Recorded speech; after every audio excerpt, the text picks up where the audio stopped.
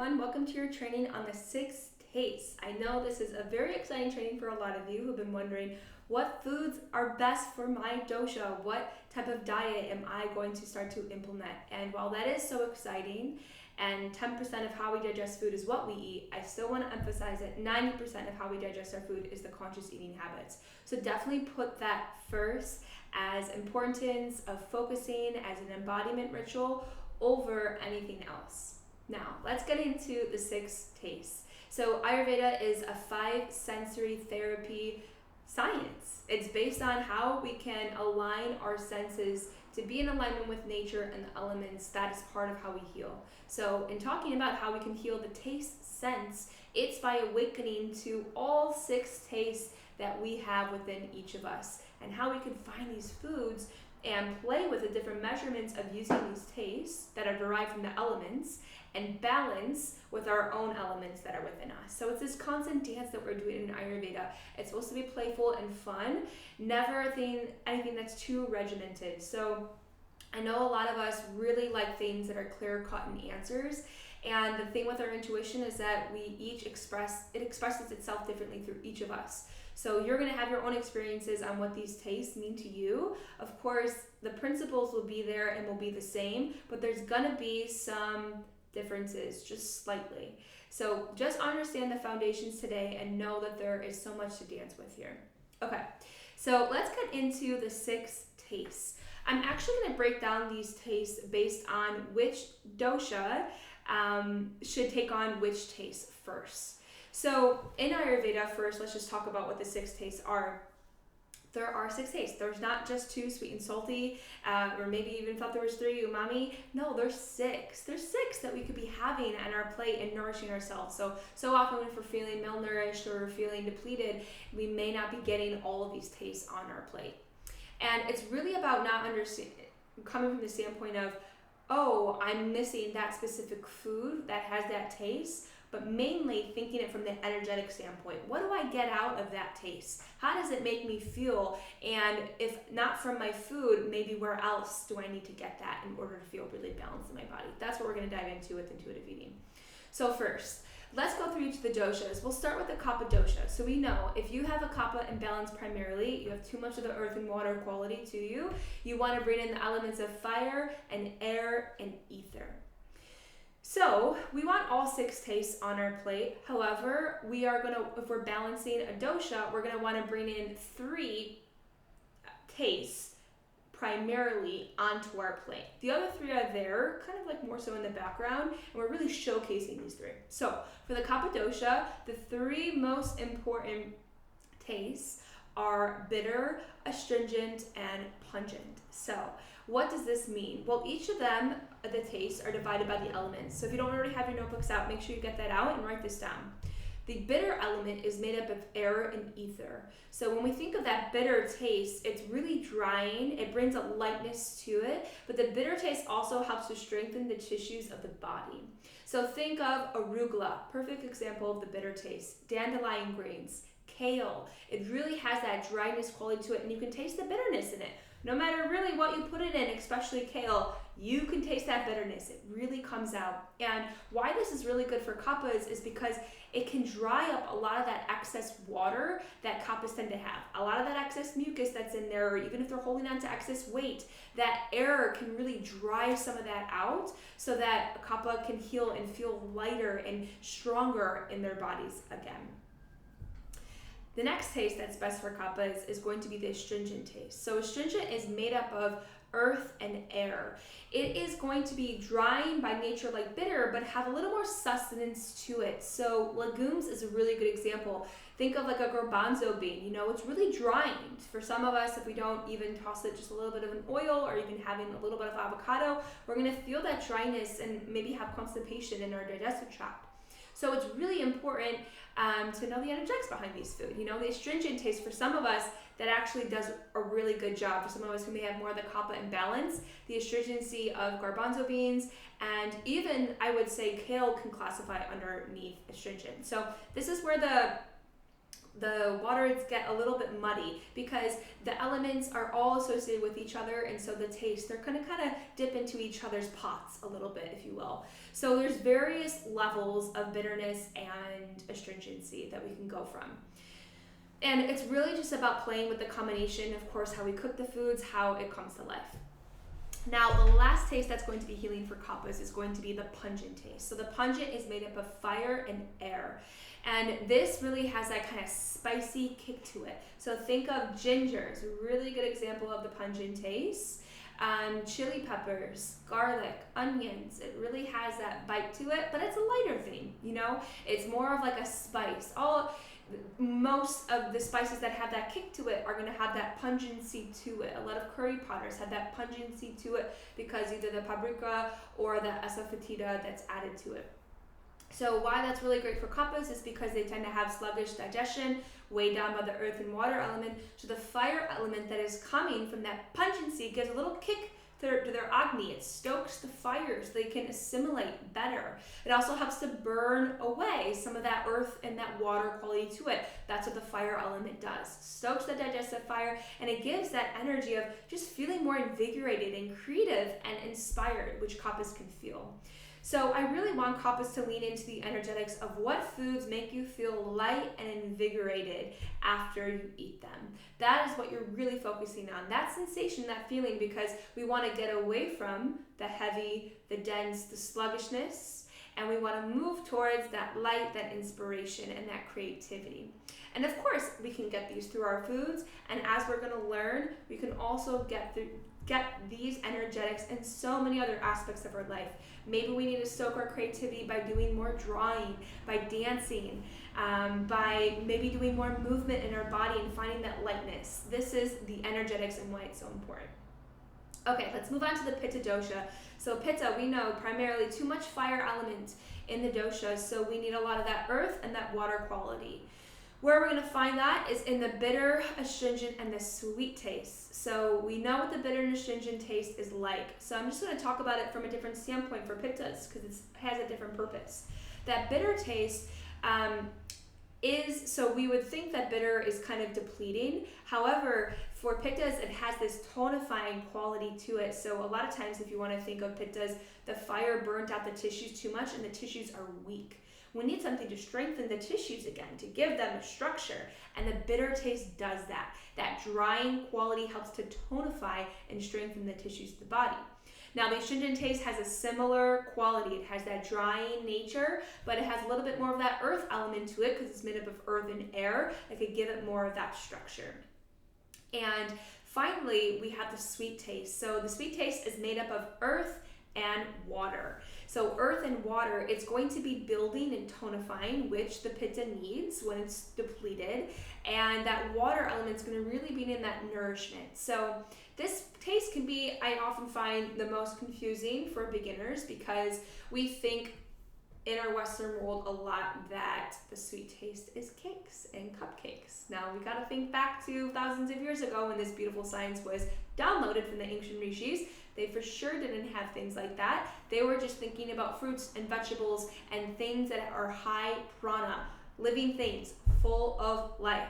So when we think of which foods are full of life and have the sweet taste, we're going to think of the foods that are made up of that earth element are really grounding and nourishing and sweet and juicy. That juiciness is where that water element comes in.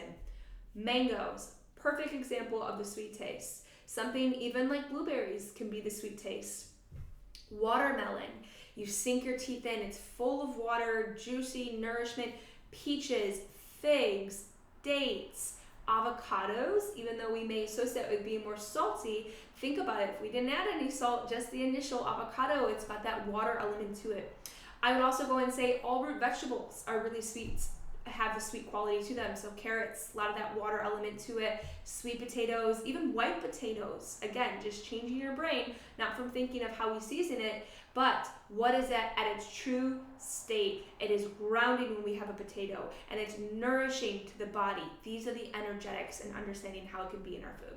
So that is perfect for pittas. It brings that tonifying action to the tissues of the body, helps to rebuild structure, And it's that earth quality, and at the same time it has that water and nourishment from the sweet taste that can cool down the body at the same time while rebuilding up the tissues of the body. And then finally we have the Vata dosha. So the Vata dosha, what is best balancing for it is the sweet, the salty, and the sour taste. So again, the sweet taste, everything I just mentioned with the pitta, definitely getting those peaches and those mangoes and the dates and figs are so nourishing to Vatas. Really helps with constipation, elimination, and it helps to ground the body. You know, Vatas are all up in their head and their creativity, so it really helps to ground them and build structure to them. The salty taste. The salty taste is made up of earth and fire. So it helps to stoke the digestive fire of Vata, because Vata tends to have that variable appetite. Like, sometimes I'm hungry, sometimes I forget to eat. It helps to keep that digestive fire stoked and warm the body. We know our Vatas are always so cold. So the salty taste, obviously we can get it from Himalayan pink salt, but think about what natural foods have the salty taste. Celery, seaweed, and seaweed. And yeah, there was one more, and maybe it'll come to me later. So this is where we naturally get that salty taste, and that salty taste, it's grounding, right? You know, we crave it sometimes with potato chips, which is not really a salty taste, but where can we naturally get that? That's why I love celery juice so much, is because it has the natural mineral salts from it, which our body needs. It needs in order to cleanse the liver, it needs in order to assimilate digestion properly. So that is why I'm a huge component of celery. Then we have the sour taste. The sour taste is made up of earth and air.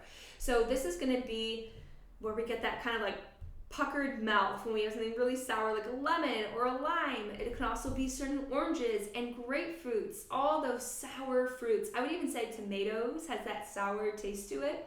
It's what kind of puckers your lips a little. And why this is great for Vatas is because it's tonifying. It has that earth element to it. At the same time, it's got the fire. It's warming them up, soaking the digestive fire, getting things moving again, just getting more heat to the body.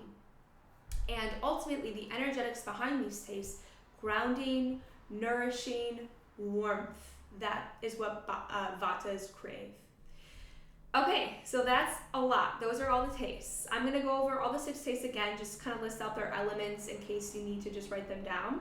So the sweet taste is made up of earth and water. The salty taste is made up of earth and fire.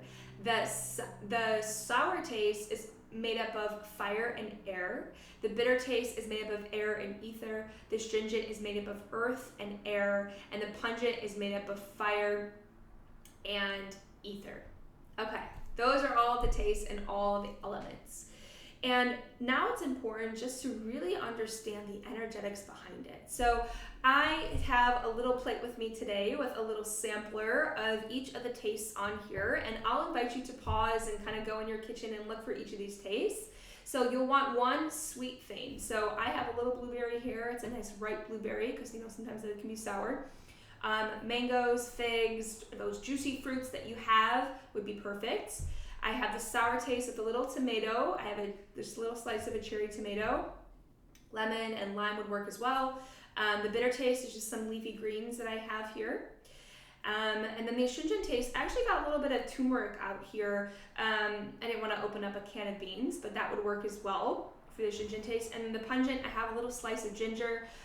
You can also maybe have little piece of garlic or onion or any type of spice like a curry powder or asafetida or chili spice. Okay, so pause, go do a little scavenger hunt in your kitchen, and then come back here.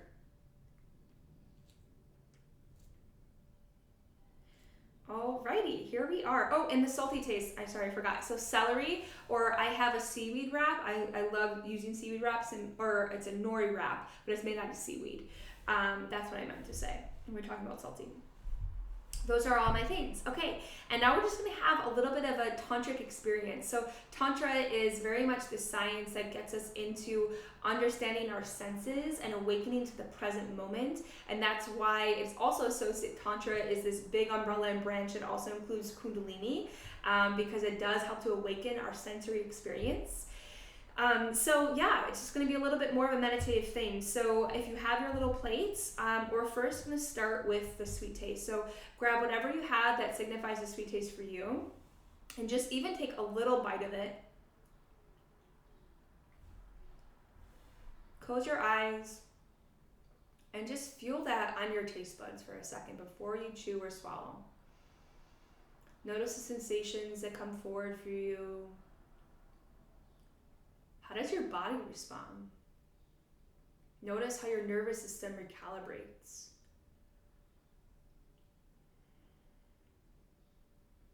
Now start to chew. Notice the textures.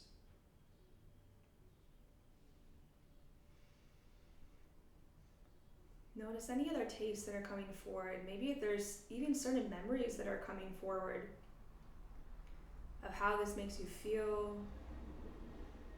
What are some qualities and characteristics?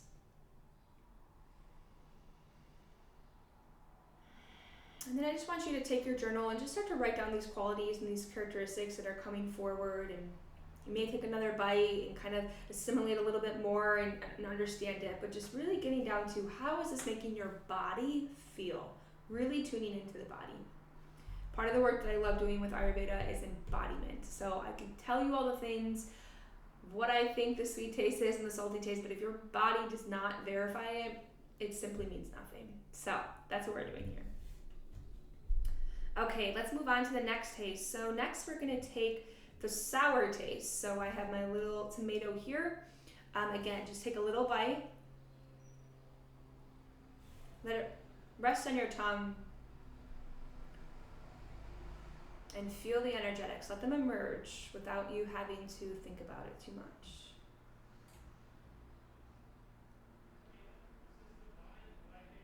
How is this feeling in your body? How's your body responding? Notice the subtlety.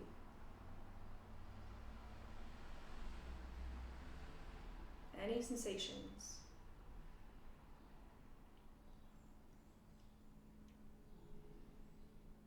And when you feel ready, just jot down your characteristics of what emerged from the sour taste. Any feelings? And I'm going through these pretty quickly, so if you want some more time to just really linger, if there's a certain taste where you just can't quite define it, I invite you to linger in that taste and to really see what it means for you. A lot of times there can even be trauma associated with the taste. Maybe we associate it with the memory because we reached to that taste to give us a certain amount of nourishment that we needed that we weren't getting in this physical realm. Okay, let's go on to the astringent taste next. So I'm just gonna lick a little bit of my pinky finger and put a little bit of the turmeric at the bottom just to kind of taste it and put it on my tongue. And feel the energetics.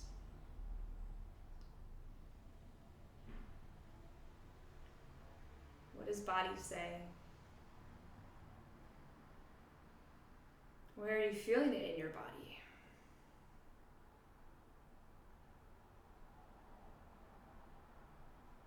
Be curious. What is the message behind here?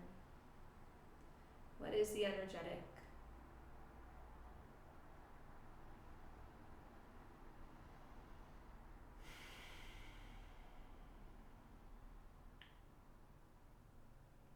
And just start to write down what characteristics emerged for you by having the astringent taste. Good sentences are, my body felt, I sense, I feel.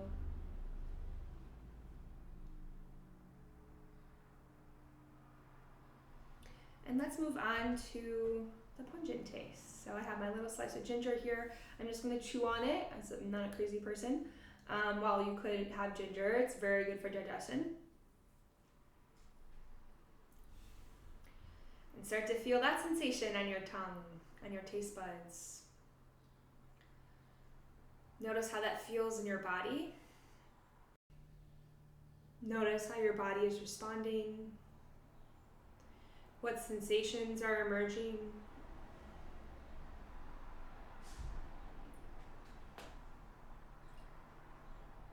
May need to grab a glass of water if you need to.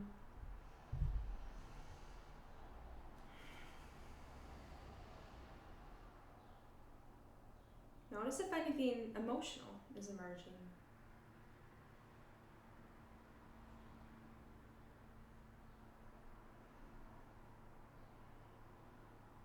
When you're ready, write down these qualities and characteristics that come through. Even if they feel abstract, these don't have to be really clear and cut things just yet. Just whatever is emerging is perfect.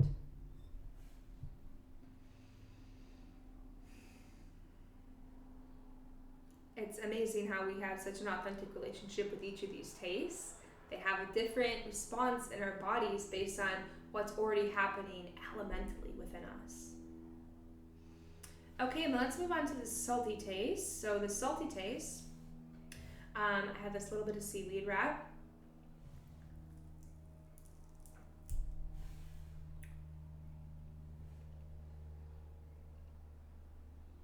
Notice what sensations are coming through as your taste buds begin to collaborate.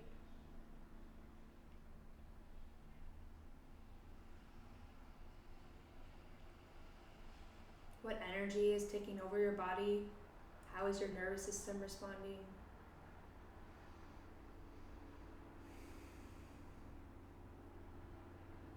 Memories, emotions. Explore.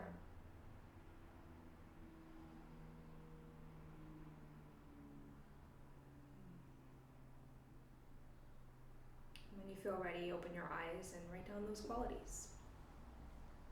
What felt true to you? What insights came forward? This is soaking your intuition, getting to know us on the most subtlest form.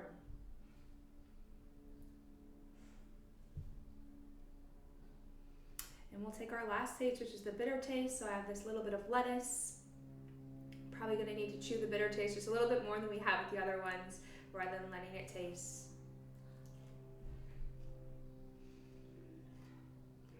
Notice this taste and where it lands on your tongue.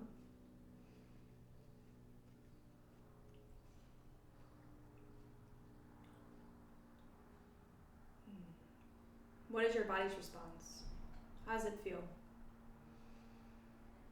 Is it assimilating? Is your body rejecting it at a certain degree? What is the voice saying?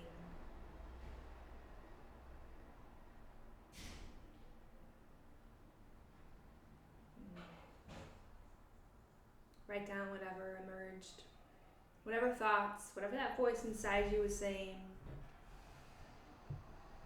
And I really encourage you to continue playing around with these tastes, just taking you through a subtle tantric experience, and I really want you to explore them. So maybe you just take on one of the tastes, definitely only take on one of the tastes at a time to focus on, but really get to know it. Really understand if you have a mango, where is that sweet quality? How does my body feel to it? How am I responding to the sweet quality? Am I using the conscious eating habits, or do I fall back into old patterns when I'm having a certain taste in my body? What memories were emerging with that taste? How can I rebuild a relationship with it, and knowing that this taste is meant to bring me nourishment and tonification, if that's the quality of it?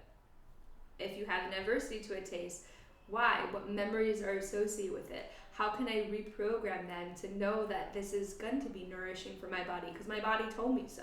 Not because I said so, because your body responded and said, yes, that felt good. And rebuilding that relationship is so key. So definitely take time with yourself to explore these. And I recommend just following one of the tastes that is best for your doshic imbalance right now and being curious. That's all we can ever expect, is just to be curious with it, how we can incorporate it into our diet. So when we're thinking about how we can bring in the 6 tastes into our diet, yes, we want a little bit of everything. So of course we want the pungent taste. We want our diet to be well spiced. We want to have the sweet taste. Things like grains are also the sweet taste. So like basmati rice is really great. It's grounding to the body. Sweet potatoes is grounding to the body. We need the bitter taste to get things moving. We need our vegetables and having that dryness quality to it. We need everything in our food, because that's what gives us the most fulfillment. It's just about finding our right proportions, and there is no specific guidelines here. So if you're looking for it, you're gonna have to find it within yourself. Of okay, if I'm meant to have more of the bitter, astringent, and sweet taste, how can I make that majority of my plate? What does that feel good? How does that feel in my body? What feels good in my body? And then how can I also collaborate with all the other tastes as well and keep them in there? So it is purely just experimentation right now, and just trying out these elements that are within these tastes and verifying what feels good in your body. And I encourage you to use this with the intuitive template so you can understand the energetics behind it all and how these 6 tastes play a small but significant role in all of it. Come with any questions that you have to our next live training. Happy tasting and happy 6 taste healing, everyone.